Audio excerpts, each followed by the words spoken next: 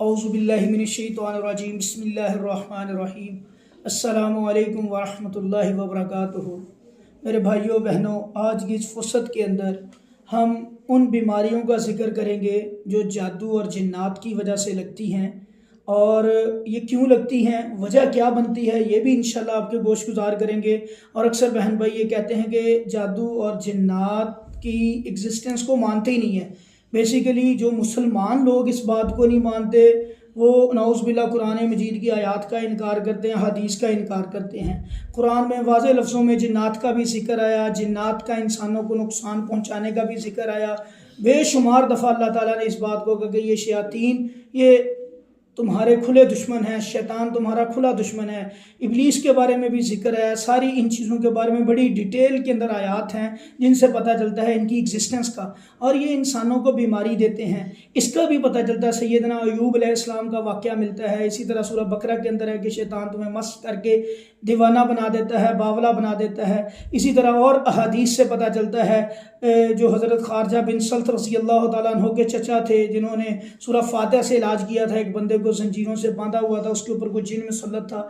मतलब बेशुमार अहादीस भी हैं जिनसे पता चलता है कि जिन्नात इंसान को बीमारी देते हैं, और बीमारियां भी बेशुमार किस्म की हैं, जिसमें कैंसर है। आज की लेटेस्ट हमारे दौर के अंदर कैंसर है, शुगर है, ब्लड प्रेशर का बढ़ना कम होना, इस तरह की ब्लड कैंसर है। इस तरह की बीमारियां ऐसी हैं, जल्दी बीमारियां होती हैं, स्किन की जो बीमारियां होती हैं वो भी जादू जिन्नात की वजह से लगती हैं। तो मेरे भाइयों याद रखें, इनसे हमने बचना कैसे है।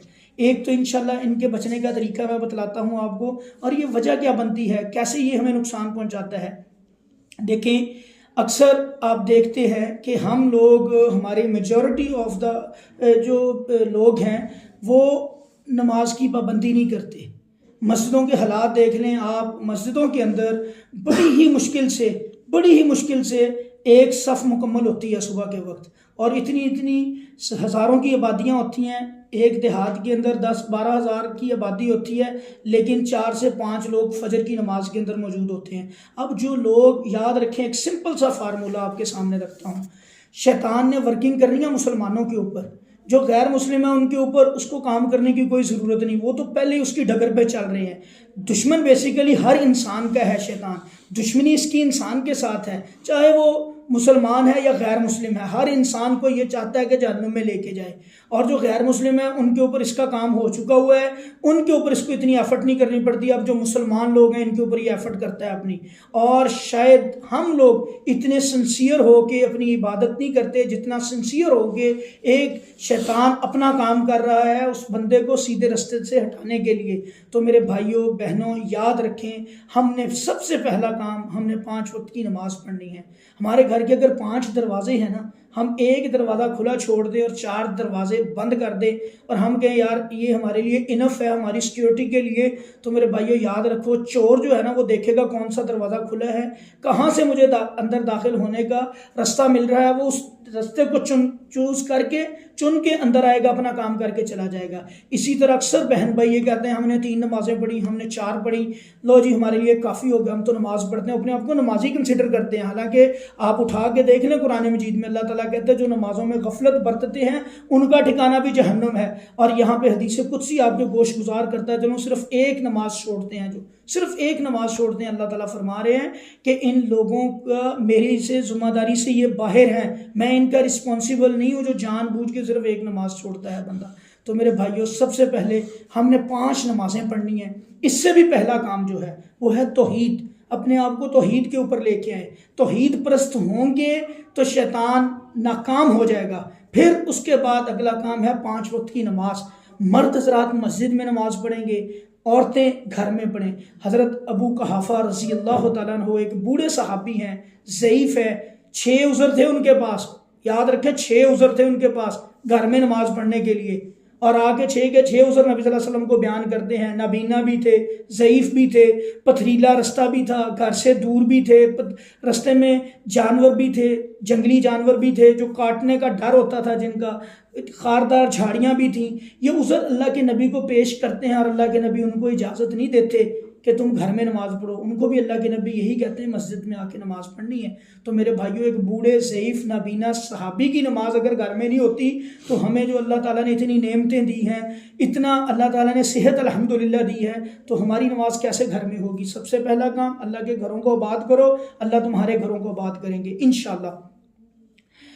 तौहीद के बाद नमाज, आपने नमाज 5 वक्त की पढ़नी है। इससे इंशाअल्लाह शैतान का हर वार आपके ऊपर जो भी करेगा फेल होगा।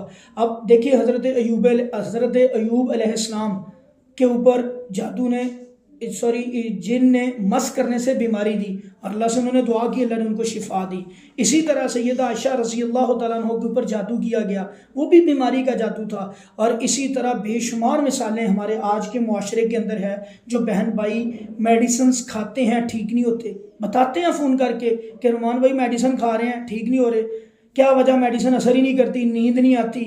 हम सोने की कोशिश करते हैं, सोने की रात को टैबलेट लेते हैं, नींद नहीं आती।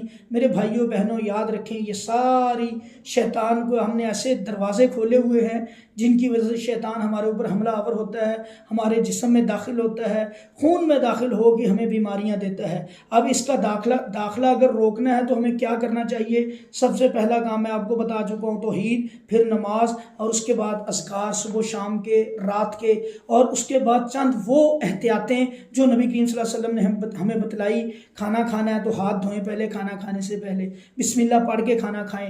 इसी तरह खाना खाने के बाद अपने हाथ धोएं। इसी तरह जैसे नबी सल्लल्लाहु अलैहि वसल्लम ने हमें बताया कि चबा चबा के खाना खाना चाहिए ताकि मैदे की, स्टमक की बीमारियां हमें ना लगें। तो मेरे भाइयों, हमें बेसिकली अल्लाह के नबी सल्लल्लाहु अलैहि वसल्लम के बतलाए हुए उसूलों के मुताबिक अपनी ज़िंदगी करनी पड़ेगी। हम शैतान के हर वार से बचेंगे इंशाअल्लाह। शैतान हमारे ऊपर किसी किस्म से भी, किसी तरफ से भी असरअंदाज नहीं हो सकता। सूरह बकरा की एक आयत का तर्जुमा अल्लाह ताला कह रहे हैं कि पूरे के पूरे इस्लाम में दाखिल हो जाओ, पूरे के पूरे। क्यों, वजह क्या है, आगे अल्लाह वजह भी बता रहे हैं। क्योंकि शैतान तुम्हारा खुला दुश्मन है और ये तुम्हारे ऊपर हमला करता है। ताक में बैठा होता है, देखता है किधर से ये बंदा खराबी कर रहा है, कौन बंदा अपनी आंखों की हिफाजत नहीं कर रहा, कौन बंदा अपने कानों की हिफाजत नहीं कर रहा, कौन बंदा अपनी जुबान की हिफाजत नहीं कर रहा। चुगली तो हम 1 सेकंड में कर देते हैं, आंखों से गंदी चीज़ें 1 सेकंड में देखते हैं, मोबाइल हाथ में पकड़ा हुआ है, गंदगी देखते हैं, कोई डर नहीं, अल्लाह का कोई खौफ नहीं, आइसोलेशन में जाके देखनी शुरू कर देते हैं। गाने हम सुनते हैं, मौसीकियाँ हम सुनते हैं, हमें कोई फिक्र नहीं होती कि नबी करीम सल्लल्लाहु अलैहि वसल्लम जब ऐसी जगह से गुजरते थे, कभी एक दफ़ा नबी सल्लल्लाहु अलैहि वसल्लम का ऐसी जगह से गुजर हुआ था, अपने कानों में उंगलियां दे ली। जो साबित साथ थे उनसे कहा, जब ये आवाज़ आना बंद होगी मुझे बता देना। जब बंद हुई तो उंगलियां निकाली। इतना एहतियात करते थे नबी सल्लल्लाहु अलैहि वसल्लम। आज हम तो खुद ढूंढ ढूंढ के गाने लगाते हैं, सुनते हैं। तो मेरे भाइयों, कानों की हिफाजत करें, आँखों की हिफाजत करें, ज़ुबान की हिफाजत करें। फिर देखें अल्लाह ताला हमें कितना नवाजते हैं। नमाज पढ़नी है, उस नमाज की हमने आगे हिफाजत भी करनी है। अपनी ज़िंदगियों को ना कुरान और सुन्ना के मुताबिक गुजारें। अल्लाह की कसम, इतना मज़ा आएगा ज़िंदगी का, ज़िंदगी आसान हो जाएगी, डिप्रेशन ख़त्म हो जाएगा, ये वसवसों की बीमारी, ये डर खौफ की बीमारी, ये जितनी बीमारियां आज हमारे माशरे में हैं, इनका सवाल हमें आता है। लोग पूछते हैं कि जी डर खौफ रहता है, रात को नींद नहीं आती, कारोबार नहीं चल रहे, अल्लाह जी ये रुमान भाई ये मसला हो गया, ये हो गया। तो फिर हम अल्लाह ताला से दूर होने की वजह से इन मसलों का शिकार होते हैं। भाइयों याद रखना, जब हम नमाज पढ़ेंगे 5 वक्त की, कुरान पढ़ेंगे, अल्लाह का जिक्र करेंगे, अपनी आंखों की हिफाजत करेंगे, यकीन माने ईमान की लज्जत को अल्लाह के नबी फरमा रहे हैं, अगर तुम महसूस करना चाहते हो ईमान की चाशनी को, ईमान की मिठास को अगर तुम महसूस करना चाहते हो तो अपनी आंखों की हिफाजत करो।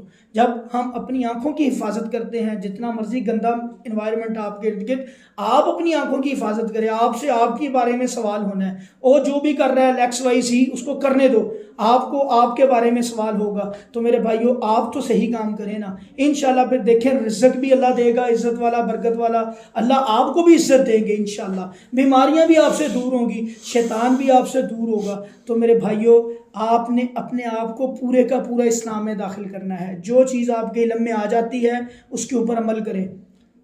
एक दफ़ा जस्टिफाई कर लें उस चीज़ को, देख लें कि अल्लाह के नबी ने ये बात फरमाई है, कुरान है, हदीस है, अल्लाह के नबी का अमल है, आंखें बंद करके अमल करें। फिर उसमें क्यों क्या में या और चक्रों में मत पड़ें कि फ़लाँ क्या कर रहा है, वो क्या कर रहा है, ये क्या कर रहा है। आपने अपनी तसल्ली की, अल्लाह ताला कुरान के बाद हदीस की किताबें हैं, पता चलता है कि नबी ने अमल कौन सा किस तरह किया। अपनी नमाज़ों को भी सुन्नत के मुताबिक करें, फिर देखें तो सही इंशाअल्लाह अल्लाह के फजल करम से अल्लाह का कितना फ़ज़ल आपके ऊपर होता है, कितना अल्लाह का करम होता है आपके ऊपर। तो मेरे भाइयों, हर चीज़ की हिफाजत करें। मैं एक बड़े ही हमारे बुज़ुर्ग हैं अब्दुल रशीद मुजाहिदाबादी, एक दफ़ा इत्फाक हुआ उनकी महफ़िल में बैठने का।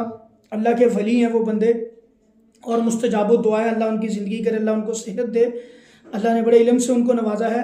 तो वो उनकी एक बड़ी बात मुझे प्यारी लगी। उन्होंने कहा भी एक बंदे ने उनके पास सवाल भेजा कि मेरा ना रिज़्क़ की बड़ी बंदिश है, रिज़्क़ की बड़ी रुकावट है। तो उन्होंने उसके जवाब में उनको ये कहा, दुआ भी की और साथ ये भी कहा कि अपनी आँखों की हिफाजत करनी शुरू कर दो। तो जब अपनी आँखों की हिफाजत करोगे अल्लाह ताला तुम्हें रिज़्क़ भी देंगे इंशाअल्लाह। तो मेरे भाइयों, बुज़ुर्गों ने इन चीज़ों को अपनी ज़िंदगियों में आजमाया होता है, ये उनका निचोड़ होता है उनकी ज़िंदगियों का। यकीन करें, हम जना से दूर हो जाए ना तो रिज़्क़ अल्लाह ताला देते हैं। अब जना आँख में भी जना करती हैं, किसी गलत चीज़ को आप देखते हैं। तो मेरे भाइयों, हमने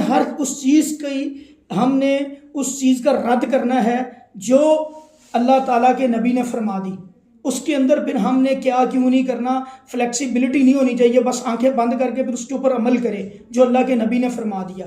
तो मेरे भाइयों, इंशाल्लाह जब हम अल्लाह के नबी की बात के ऊपर अमल करेंगे मनवान, अल्लाह ताला हमें फ़ायदे ही फ़ायदे देंगे और ये शैतान इंशाल्लाह नामुराद होगा, ये हमारा कुछ भी नहीं बिगाड़ सकेगा।